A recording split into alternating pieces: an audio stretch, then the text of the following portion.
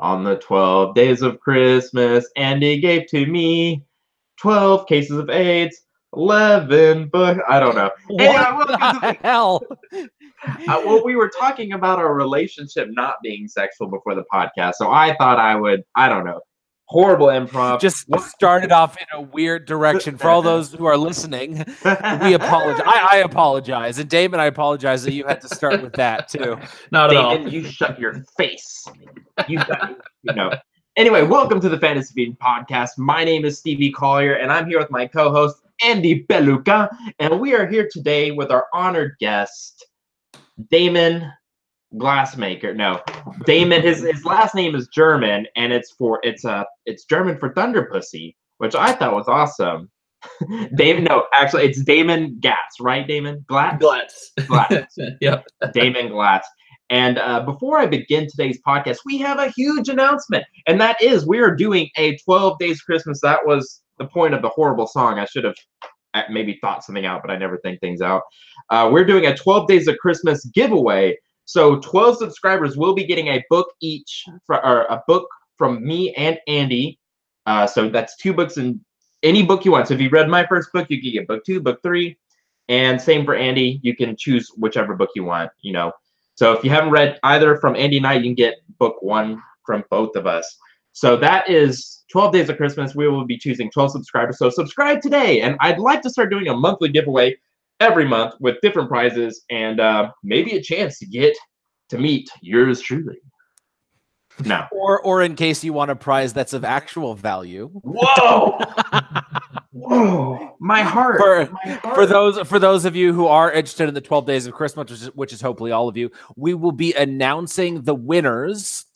The 25th is a Tuesday. If Stevie's not too drunk from his Christmas Eve partying, and if my wife lets me sneak away for a few minutes, we will be announcing the winners on the 25th. If not, we'll do it on the 26th in the evening or right around there. So if you're already a subscriber, cross your fingers so you can win. If you're watching and you haven't yet subscribed, hit that like and subscribe button so you can win 2 free books. Yes, and another piece of interesting news before I get to Damon. Sorry, Damon. I feel like he's like, what do I say? What do I do? I do have some really cool ideas for the Fantasy Fiends podcast and or the Fantasy Fiends show that I want to talk with Andy. So you might be seeing some new things that we're adding to the podcast if he thinks they're cool and not stupid. That's why Andy's my better half, and I just filter it through his coarse beard. And please, guys, help us get to 300 subscribers because I want to see Andy on here with half his beard. He'll look almost as ridiculous as I don't. I think we're still at 238, so we've got 62 subscribers to go before all this magic has to disappear. Your wife leaves you because you're going to be hideous. No. So, Damon, welcome to the podcast. Thanks for having me. So, you're an author, I hope. No, just kidding. Yes. You're not only an author, but you are doing one plus the community by actually making videos on story and stuff, which is awesome. Like you gave the example of the 3-act videos that you have. Do you want to talk about your YouTube as well as your books? Yeah, we can talk about a little bit of everything. Do it. But yeah, I mean, YouTube started as a project where I was learning how to write. I was learning the publishing process, and I was trying to put things together and wasn't quite sure how everything worked, and information was few and far between online. So as I was gathering information and learning everything I could, I thought, well, wouldn't this be nice if someone put things together and made this easy for the next batch of authors? So tried my hand at it, making a lot of animated videos. People tend to like that better than looking at me. I don't think so. No. But yeah, it's a lot of fun. It's a lot of work. Takes a lot of time, especially with writing and full-time job. But whenever I get an episode out, it's always great. Great fan base. So what do you use to animate? Is that like Flash, Adobe Flash, or? So I use a software called Anime Studio. Anime? Yeah, Anime. Yeah. Which can be used for. It looks almost like more like a South Park creation engine sort of thing. But I've bastardized it for my needs, which is just basically stick figures and slideshows. What's great is your little character actually looks like you. Thanks. With that, the hair is perfect. It's spot on. And what is the name of this channel so people can go check it? And I'll plug it below. Oh yeah, this is Pen and Sword. Pen and Sword. And I'll publish. I'll put that in the doobly doo. And so, what kind of books do you write? So currently, the series I'm working on is fantasy, which is why I'm with you guys. And yeah, so it's just this batch is a series action adventure sort of quest, Lord of the Rings sort of thing. And how do you spell your last name? Yep, it's Glatz. Okay, and what color is your underwear? Right now, black. Black. Oh, yeah. The fitting color. All right. Enough with the 20 questions. So Damon, did we warn him this time, Andy, that we do something cool? You never warn any of our guests, Stevie. Put him on, just put him out on the spot. So Damon, what we do is every week we talk about something cool that happened to us this week. It could be you got a vasectomy, you just published a new book, you put a kid in the orphanage, something cool, All right. So Andy, do you want to go first? Do you want me to go first? Go ahead, Stevie.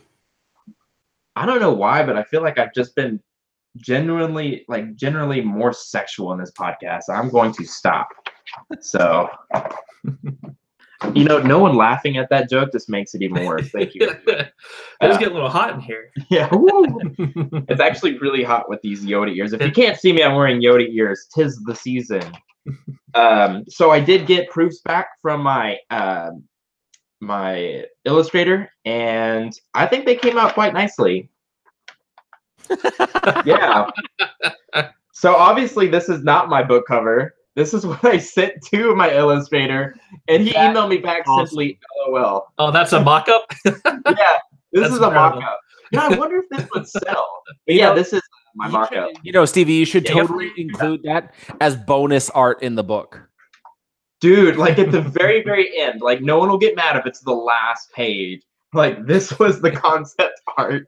Even if you do it on the first, like right after the cover, right after the newsletter sign up link, the table of contents, bonus art, people will get a huge kick out of it. Say this is what I presented to the cover artist to create.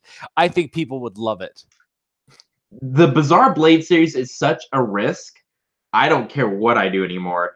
But it's funny that you mentioned that.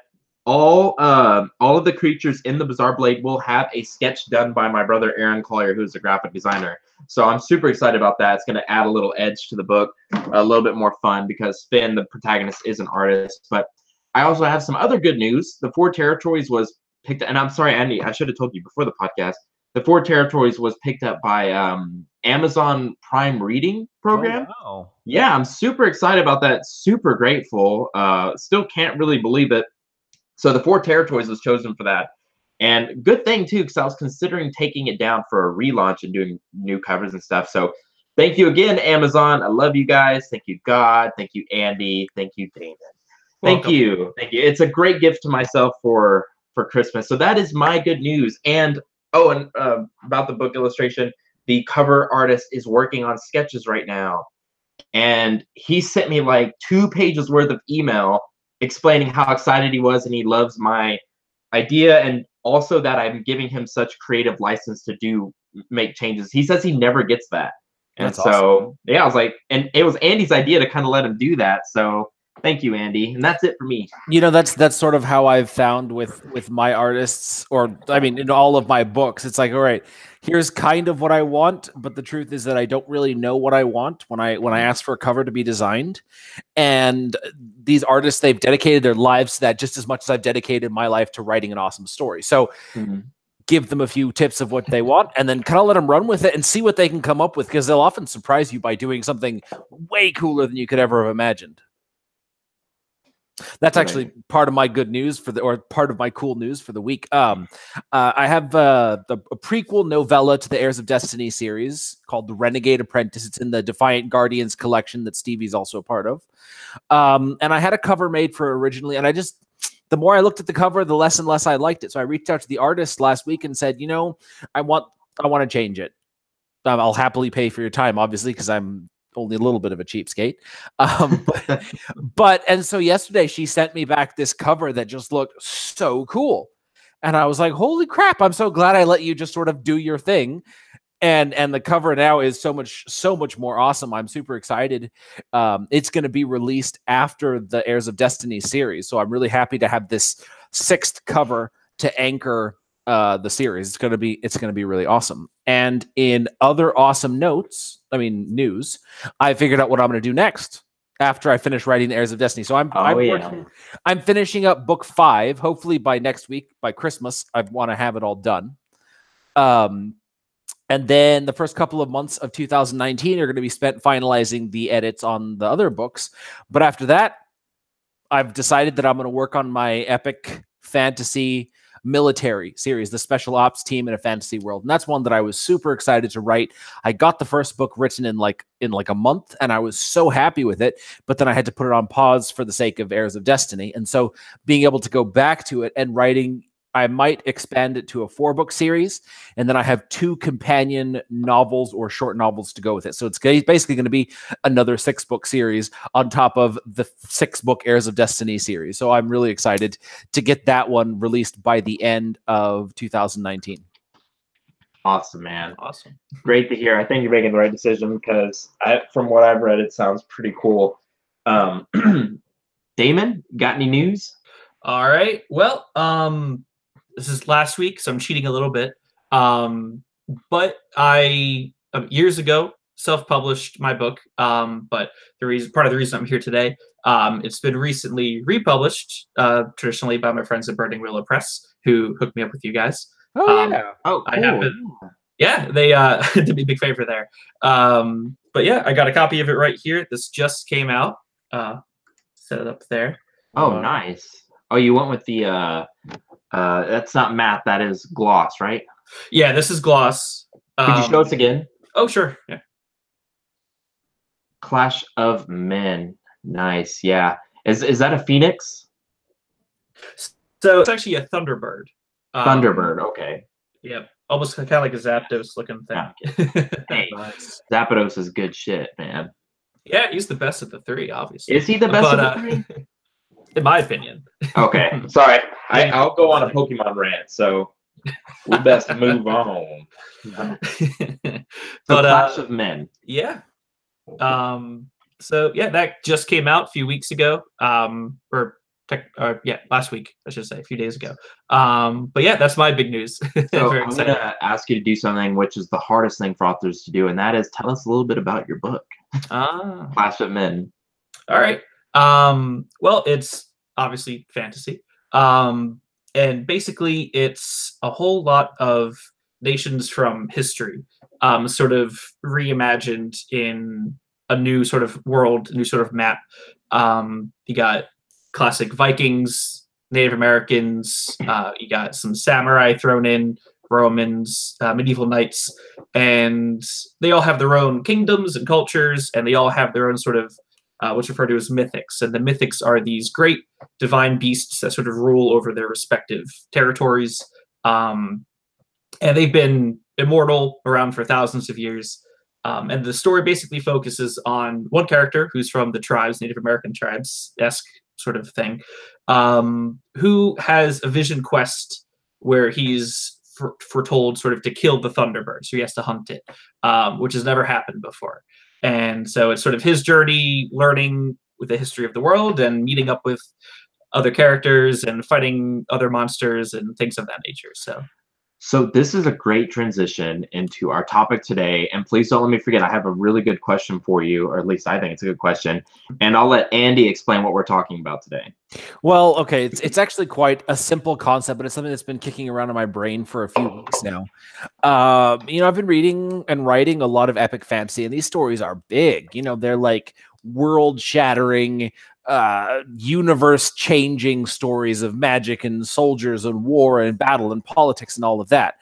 And so there's these big stories, but then the more I think about it, the more I really think it's just these small little vignettes of characters, and they're in these situations where everything seems really big, but it's all down to the human element. No matter how big the story is, these small characters, these individuals, 1 in a billion, 7 billion, however many people are in the multiverse or universe, it's just the one person or these 2 or 3 people that are driving the whole thing. And it really puts things into perspective that it's all about the humanity, the character elements in the story that make us resonate with them, identify with them so much. Yeah, you said that a lot better than I would have. And yeah, so my question was for you, Damon. First of all, I love your name.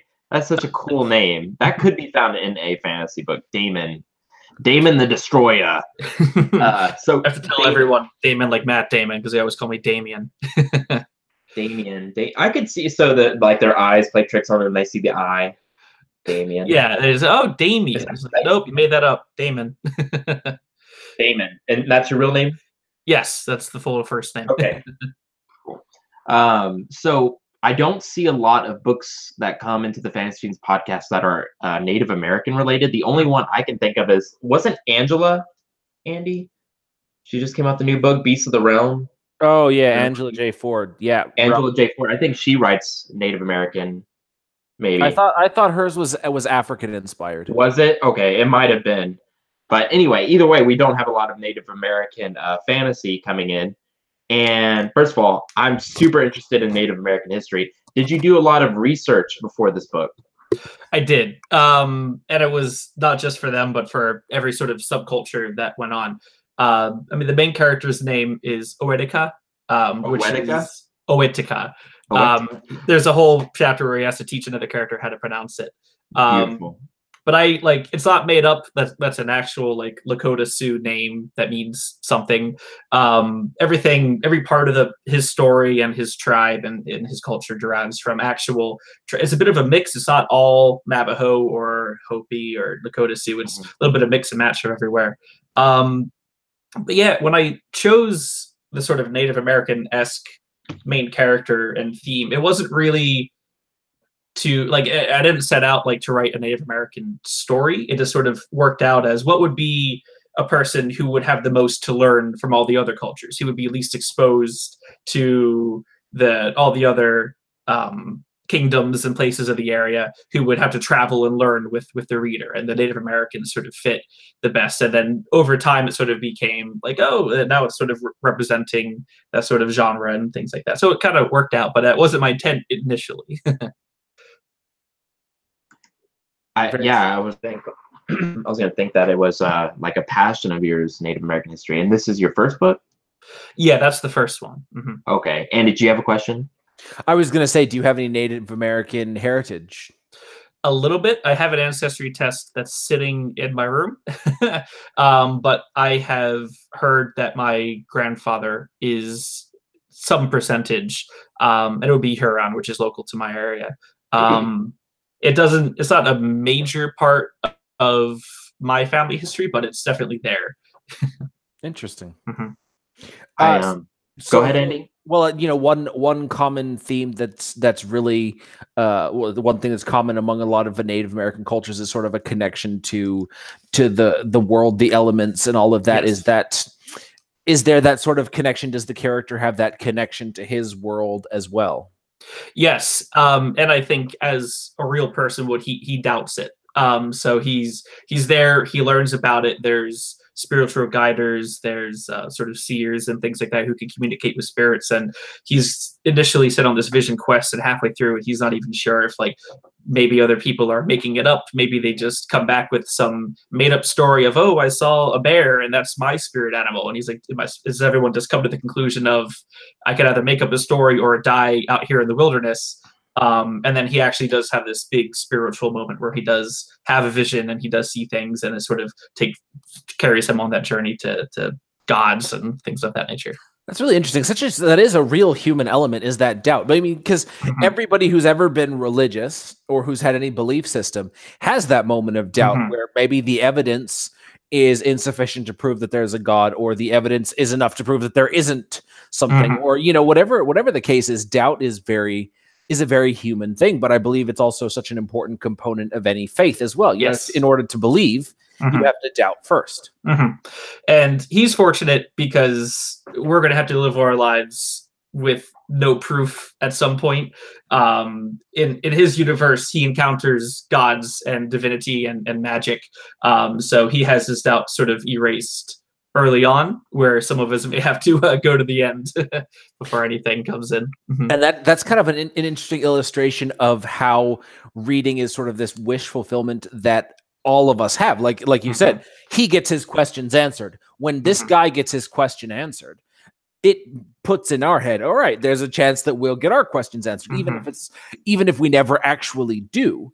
There is this moment of hopefulness that there will be an answer out there somewhere, and that's the thing that immediately connects people to the story in a very unconscious or subconscious way. Is that it gives them exactly what they want in some way. You know, you've got the hero fighting against impossible odds. We all want to believe that there's a little bit of the hero in us. So when the character that you've been following along with for a few hundred pages pulls out their inner hero, you get this wish fulfillment of, all right, yeah, this character did this, I'm following along, so in a way I'm doing that as well, or I have the potential to do that. And so it's so interesting to see that it's these small details, these small answers that are really what connect us. No matter how big or epic the story is, I'm sure the gods and divinities and all of that stuff in your world is fascinating. But if you asked most of your readers, they'll be like, yeah, sure, it's interesting, but I really like the character's X personality or X trait or X decision, you know? And so that's actually a comment that someone made to me on my first book that you will not find anywhere online right now. It's called In the Days. And it was set in Atlantis, and the people were like, the story was great, the characters, meh. And that was sort of like a light bulb moment. Like, okay, no matter how big the story is, it doesn't matter as much as making the characters, is giving people something to sink their teeth into the character. And over the last 4 years of being a writer, of studying psychology, of learning craft and all of that, it's really driven home the importance of giving people this element of wish fulfillment, not in the way like reverse harem or erotic romance or anything like that. People who write that's on them, but giving them this character development that they, maybe they wish they would be braver. And so you write a character who develops bravery, or they wish they could be honest despite the difficulty. And so you give them this character who's honest to a fault. And so that is what connects people to your stories far more than, the baddest sword fight scene of all times. Yeah, exactly right. That's poppycock. No, kidding. Yeah, it's making them relatable early on, where they can sort of like personify themselves into the character, and then later on, when the really cool things are happening, they're like, "Oh my god, like that could be me! Like I could do that." So that definitely is more engaging. Yeah, I mean, if you think about any character, Stevie, who's your favorite character in movies, books, anything right now, off the top of your head? Probably Obi-Wan Kenobi. Obi-Wan Kenobi. Why? Because I feel for him, and when he lost Anakin Skywalker I can barely watch that scene. In episode 3? Yes. Yeah. Or, I was thinking Darth Vader. And Darth Vader, he's such a badass, which is, of course, something that we all want. We all want to be badasses, right? So there's that element there that immediately there's that wish fulfillment. Yep, I want to be a badass like Darth Vader, so I'm going to identify with him.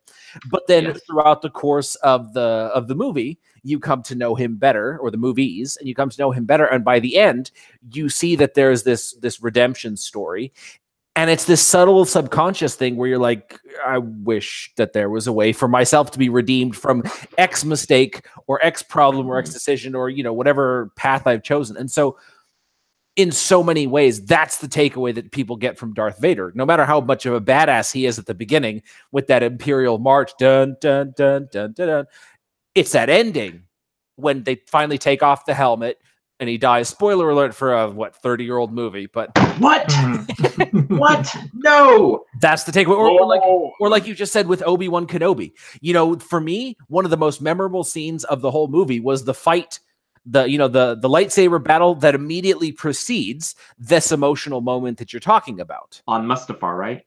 The lava planet. I don't remember that. Yeah, between him and Anakin. It's in my opinion, it's the best saber fight in the whole series, but by far. And but then there is, for you, the saber battle is awesome, but it's this moment, this pivotal moment of humanity, this raw pain and anguish that this character suffers, that really connected with you, and that's the most memorable thing for you in your mind that makes you so connected to this character. And that's what it comes down to in every single story. You name any character, and it's very easy to see why you connected with them in that way. What we're talking about is we're living through these characters that we're reading about. Yeah, we are seeing ourselves reflected in them some way or another. You know, no matter whether they're male, female, half dragon, half griffin, full monster, whatever they are, we are living a life through them. And if there's no connection with them at all, we won't keep reading. I'm pretty sure none of you guys care so much about, you know, contemporary romance with the small town school teacher. You know, there's no identification there. Whereas, well, actually, a young guy who's learning his way around the world. I'm pretty sure, Stevie, you connect with that, right? Oh yeah, that'd be that's better than what was your example? It depressed me. What was that? A contemporary romance school teacher in a small town. Oh God, that was my next book. Oh, I'm sorry, Damon. It's called Boringville. I don't know. No, but like, so for me, the character of the hunter, he's such a personal story because he's an outcast, and I've felt like an outsider my whole life. And so, holy shit, writing him, that was my journey in. Obviously, I don't pick up a sword and kill people for a living, but the things the character feels, they're me. And so I identify with them. And then people who also feel like outsiders, they immediately connect with that element. Damon, I'm sure there's something in your stories that you can be like, oh yeah, people can see this. They can resonate with this thing pretty easily. Yeah. And one of the major themes is for the Spirit Quest sort of ends when he could finally kill the Thunder Mythic. His whole theme is he doesn't even care about, you know, fighting this thing, killing this thing. He actually disagrees with it on a moral level, but he wants to go home, and he knows they won't accept him back home until he completes his Spirit Quest. So his whole motivation is, I miss home. I want to go back. This isn't what I'm about. And then he's sort of thrust into this whole other world. Okay, that wasn't the end. No. Okay, I was like, hey, no, I'm kidding. Do you have plans to put it on Audible? Yeah, there are plans for an audiobook, but I know that's coming down the road. You know, that reminded me of the word hiraeth, which is the Celtic word for sort of a homesickness, a longing for home. And that's something that we all relate to. You know, my kids, they're getting to an age where, you know, they're getting jobs, they're thinking about moving out, or we're thinking about moving them out. And one of the oldest, most independent daughters is like, we want you to make sure that you have enough space for us to come and visit. And no matter who you are, no matter how old you are, you're always going to have that longing for home, that sense of wanting to go home, somewhere where you felt safe and loved and all of that. And so that's something that, you know, no matter how big or small the story goes, ultimately people will connect with that on a visceral level, on an emotional level, and that is going to keep them interested far more than any Thunderbird. You know, like talk of a Thunderbird, it's like, yeah, it's interesting. You know, it's a new type of dragon, it's a new type of mythology. But I identified with your story because of this, because of the sense of longing for home, and that's what happens to readers. On, you know, no matter who picks up your book, there's always going to be something that resonates with them. Exactly right. I wanted to laugh because he said, I don't pick up a sword and go kill people, as there's a sword hanging right behind you. I think I cleaned off all the blood. Did you? Oh, and I see that you're moving out your oldest daughter to make room for me, right? Absolutely, definitely. Yes. Please make my bed out of maple syrup and pine cones. That definitely is going to happen. God, that sounds just awful. It tototally does. It's probably delicious yet uncomfortable. The worst possible bed ever. And it's funny, Damon, how ironic is it that I said your last name was Thunderpussy and you have Thunderbird as your all right. Anyway. Probably enough no pussy in this book though. So. Yes. I know. Get off the show. No. That's the next one. So this isn't your first book. Did you really write contemporary romance? I feel bad now. No, that was because there's nothing wrong with contemporary romance. I'm just being rude. I'm just being funny. No. Actually, I would probably read a contemporary romance if I knew what that was. So, and he's gonna have a heart attack. No, I've read my fair share of contemporary romances when I was a young and impressionable teenager. I wasn't impressionable.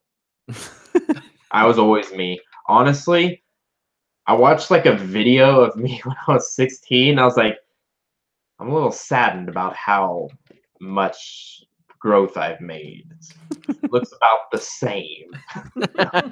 So, but when we brought up the whole human thing, wait, Damon, you said that your book is basically there's nothing else but humans in your book.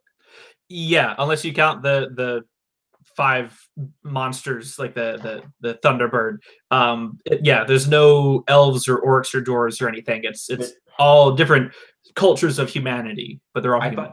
I thought you described like a celestial species in this. Well, there are gods. Gods. Okay, so they're gods. They're not celestials. They're not like a race. Yeah. Exactly. Yeah. Okay. Yeah. I like when Andy said about the psychology. Like, I feel like I put that a lot into my books. I always rant about this in our podcast, and that's when somebody dies in a book and they were close to somebody else. I can't stand it when it goes a chapter and they've completely forgotten about this other person, or they've broken their ribs and they about got squished by a giant. There are psychological effects to all of this shit, and it's just like they're fine. Let's move on with the story. No, I don't want you to waste time with the psychological effects. I want you to make them present and then make that character grow from it. And when I'm reading a book and I'm not seeing this, I can't connect with the character because I am not signing that license to believe what I'm reading. I wasn't gonna bring this up because I didn't know if it went along with what we were talking about today. But it's a big reason why I don't really read female protagonist books, even though now Andy and other authors like I think A.M. Rycroft have changed my mind, and now I am reading my first female protagonist book and loving it. By the way, it's be mine, Stevie, or else we're gonna have words. Yeah, I forgot you had one too. But anyway, I lost my train of thought.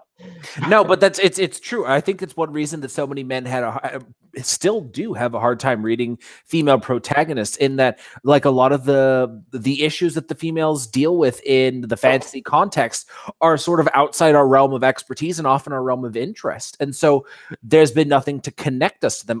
The one female character that really stands out to me was Paxenarian from the Elizabeth Moon series, The Deeds of Paxenarian.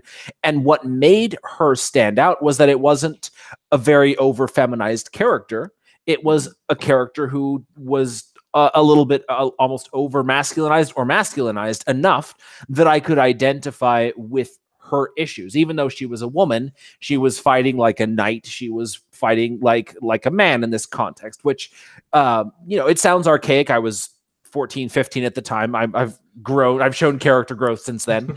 But when you find a character who has a lot of differences with you, it's hard to connect to them. So you've got to find something in common. And it's often easier to identify with characters that we can immediately identify with. The guy is going to be easy for me to identify with because the guy's going to have pretty similar problems to what I have. But if a good female character that has problems, sort of everyman problems or every person problems, instead of, female centric problems, it's more possible for people to identify with that. So in that sense, writing stories that tell problems that we all deal with instead of just the male versus female problems, I think that would make for a much more inclusive genre overall. Yeah, I mean, do you think that goes both ways? Do you think female readers have a harder time picking up the male driven leads? Or good question. I actually thought about this the other day. No, I think women are so much more naturally empathetic than men. This is science talking here. Women have an easier time empathizing with both men and women than men do. So they have an easier time connecting with the character. Whereas guys, they tend to be a little bit more self-centric. Asperger's syndrome has been described as extreme male brain because it is a lot of those masculine qualities like self-centered, things like that. They to an extreme. And so women can connect with males a lot more easily than men can connect with female characters. So there will definitely be some difficulties, but a well-written male character, especially in the genre of fantasy, which tends to be very male-driven overall. We're not talking about, like the Conan style action hero where everything is, throw the woman over the shoulder, kill the monster, like we're not talking that. We're talking about a well-rounded male character. The average fantasy reader, female fantasy reader, should have no problem connecting with them just because of the natural empathy that women have. All right, fair. Yeah, that actually makes sense because most women I've talked to who read fantasy never have stated that they had a problem with reading masculine protagonists. So to face it, we have more male protagonists in fantasy anyway, and so it's not like they have much of a choice. But I wonder if that's the reason why urban fantasy is like so popular now, and the teen section of Barnes and Noble has like so many female protagonists and stuff like that. And then we have the rise of Twilight and stuff, Hunger Games and everything else. Hunger Games, yeah, I forgot about Hunger Games. So should we get to the reading? Yeah, definitely. Okay. All right, well, Damon, why don't you direct us? Tell us which parts you want us to play, and we'll get going. Sure. So this scene is sort of just past the halfway point in the book. I picked this because there's a lot of dialogue, there's a lot of different characters. We can have some fun with it. But Nicholas represents one of the like Viking-esque warriors. Andy, you may want to maybe be Nicholas with the big old sword behind you. Oh yeah, and the accent. I'll channel my inner Nicholas right now. There you go. There's Lance, who is his sort of kingdom's Ashland. He represents the like Midnight. He's a prince from that area. He's more of a serious sort of melancholy character. Stevie, maybe you want to try him? Yeah, sure. I can do Lance.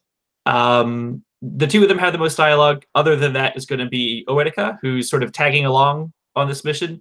And then there's a sort of Ronin character who is trapped in a cell with Nicholas, and I guess I could be him. Neither of them have as many lines. I guess I could also do the narration. Sounds good. Cool. So yeah, we are freeing Nicholas from a cell. He's currently trapped with a Ronin that he's just met. He doesn't know too much about him. And this is sort of a break in, break out, try to be sneaky, but see how that goes kind of plan. Love it. And Lance is he's the guy who's trapped in there? Nicholas is trapped. Lance and Oetica going in to free him. Oh, okay. And who's doing the narration? I can do that. Okay, sounds good. Cool. So I'll just start from the beginning and take it from there. The next part of the plan was to climb up to the tower to Nicholas's prison to free him. This tower was much taller than the outer wall and went straight up. Lance took one look at the tower and shook his head with a frown. No way. I'll take the stairs. But we were supposed to climb up together and then back down with Nicholas, Oetica whispered. You really think Nicholas can climb down that tower like you can, let alone fit through that window? Lance argued. You climb up and secure the top. Help him out of the cell. I'll cover the stairs so you can both come down safely. Oetica nodded and they split up. So there's a lot of scene changes here. So this is a new scene. So the hooded stranger that Nicholas had met in the prison cell had his ear to the floor for quite some time, his eyes closed. Nicholas thought he had fallen asleep for a moment, lying there like he was. In a burst of energy, he suddenly jumped to his feet.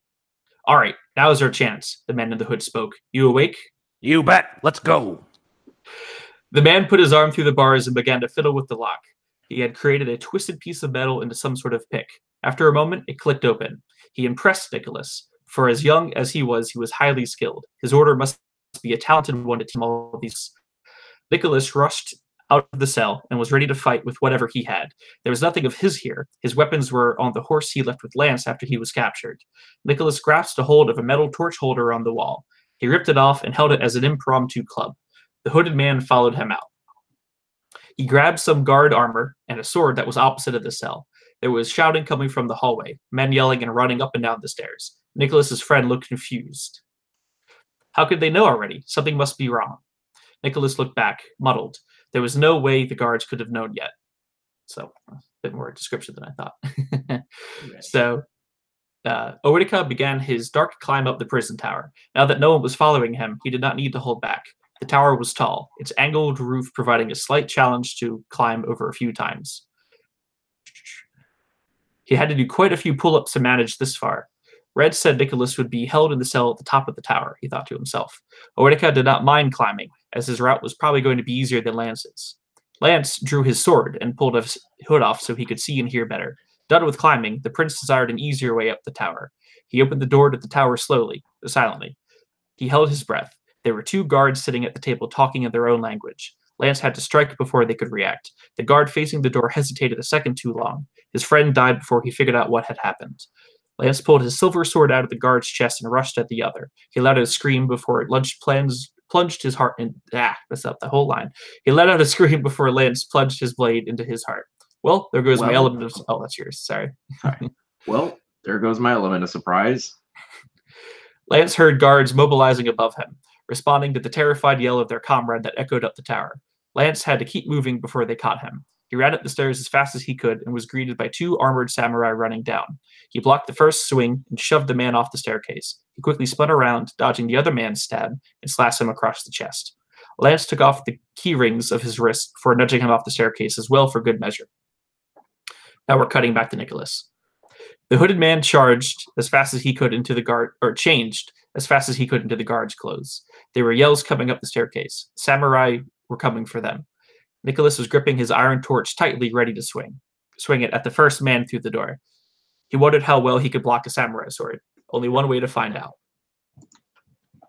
This is the samurai. All right, I'll lead the way. Follow me down. Kick the door open. Kick the door open, Nicholas. Sorry, we'll get into the dialogue in a minute. No worries. No, you're good. Nicholas launched the door off its hinges, and the man charged through the stairway ready to fight, whatever he came up against. As Lance ascended the stairs, the keys jingled annoyingly in his hand. He kept his sword drawn and ready to go for the next set of guards. Having no time to slow down, he had not yet the chance to clean up the blood from his blade. He made a mental note to do so after he'd freed Nicholas. Lance raced to the top where there was the last door. Nicholas's prison must be inside. There must also be a guard posted inside. Lance readied his sword. The door to the room suddenly exploded off the wall and outcharged the samurai. All right, one last guard. Lance muttered to himself, expecting a fight, and in the heat of the moment, the hooded man was not sure why he was greeted by an Ashland knight, but now was not the time to ask questions. The samurai slashed down and missed as Lance dodged. Lance followed with a slash as well that was met with a strong block. The 2 fought fiercely for a brief moment.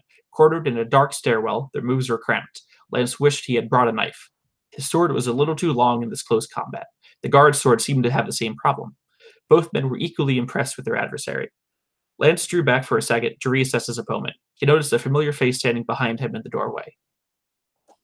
Nicholas? Nicholas was just as surprised. Lance, how did you get here? The hooded man froze. You know each other? He processed the name Nicholas had just mentioned. He was not fighting an average Ashland knight. This is Lance? Prince Lance? Oh, I see. Lance sheathed his sword, realizing he was wasting his time with this pointless fight. We need to get moving. Where's the rest of you? Where's the lad? I'm right here, Oetica said as he squeezed himself through the narrow window. You were right, Lance. He would have never made it down that way. Where's Red then? He's scouting from the forest. Oh, your line. He's scouting from the forest. Lance answered. But in all seriousness, we need to go. Now. Lance said sternly as he turned to head back down the stairwell. What? Why is the Prince of Ashland here to save us? Long story. Nicholas said with a laugh. The 4 ran down the stairs. No guards had arrived yet. Perhaps no one had heard the commotion from outside the tower. They made it to the bottom of the stairs. Lance looked to the unfamiliar men dressed as the guard. Wait, is this me? I think this is me. Okay, sorry. Oh, you know what? That is Lance, actually. My bad. Okay. You go look outside. They won't suspect you right away. The man nodded and peeked out the doorway. Nicholas looked at the four bodies piled on the floor. I missed a great battle. Lance, you're a good fighter. They were in my way. Who's your friend here? He was locked in the cell with me. He's a good man. Everything looks clear. We should be able to escape. The samurai turned back into the room.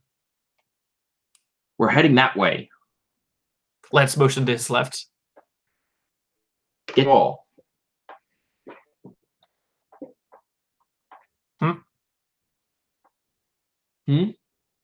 Sorry, I don't know if I missed a line there. They all hurriedly ran out the door, one after another. Lance tried to stick to the shadows. He seemed to be making good progress. He looked up to the wall. Archers paced along it, none of them noticing the group making their escape so far. Their pace stopped dead as there was a loud thud in front of them. A man fell off the wall. He had an arrow in his back. He must have seen the group, and Red shot him before he could raise an alarm. A few of the other guards reacted and studied the downed archer. "Prisoner, escape!" One of them yelled before suddenly dropping dead off the wall from another ghost arrow. Get to the wall. Lance shouted and shoved Oedika forward. Oedika ran hard without looking back and ascended the wall stairs. Nicholas and the samurai followed behind. Loud gongs began sounding as the guards and the samurai flooded into the courtyard. All of the archers along the wall were falling before they could let off a shot. Red was doing his part well. The archers behind him had never had a chance to fire either. Red must have taken out more than 30 men. Without him, surely they would all be dead. The samurai in the courtyard were gaining ground with them. They would catch up soon. So this is Lance thinking here. We need a bit more time. The Vatnik is far from fast on his feet. Lance turned around and drew his now scarlet sword. Oedika liked to think he was being noble, helping the others escape, but he couldn't help but think to himself, Lance just wants to fight. And that ends that scene. Lance does want to fight. I was so hoping that Lance would fight with the spear. That would make it so much better, I think. To grab a pike and start whipping it around. Exactly. Something a little bit more, in keeping with his name. That's true. Oh, nice. And who is Red? So Red is another ally they have who didn't... He's more of like a sniper bowman. So he sort of stayed in the forest and was sort of just picking people off as they were making good their escape. But he didn't have any lines, so I didn't introduce him. Very nice. So I had a question about the story. So this is after after Oedika, is that right? Mm-hmm. Oedika. Is this after Oedika decides he doesn't want to kill the Thunderbird? So he's always sort of against the idea, but he sort of knows that his religion and culture is sort of demanding it. So he's sort of always at ends with that. In the story, he becomes friends with Nicholas, who has his own backstory and things he's trying to do. So they agree to help each other out, and they become buddies. So Nicholas has his own quest that Oedika's helping him with, and vice versa. And as they're moving along, they encounter Red and encounter Lance, who also have their own things that they're trying to accomplish. And I'm trying not to spoil too much. And they all decide to cooperate and help each other out. But as they're traveling through the north with this, which is sort of this samurai Japanese territory that they're going through, Nicholas, who's sort of a strong-willed, sort of silly person, doesn't react properly to a band of samurai that are marching along, and he sort of challenges them to a fight, and then he gets captured. So now Oedika needs to keep his word to him to help his friend, so he organizes this sort of impromptu escape. Very nice. And where did you get the name Oedika? So that was Lakota Sioux name. It actually means bravery, or brave. So I basically found a whole lot of Native American names, looked at ones that would read well. They weren't too long and crazy, but yet had a cool meaning that I wanted. And I didn't want it to be super, I'll use the Hollywood term, whitewashed either. I didn't want to be named Jeff. I didn't want other characters to give him a nickname halfway through. I wanted, he is this culture, he is this person, this is his name. So I try to keep it the way it is. A lot of characters can't pronounce it. That's sort of a running joke in the book. But the characters that can pronounce it are ones that are more serious and they're more well-versed and well-educated.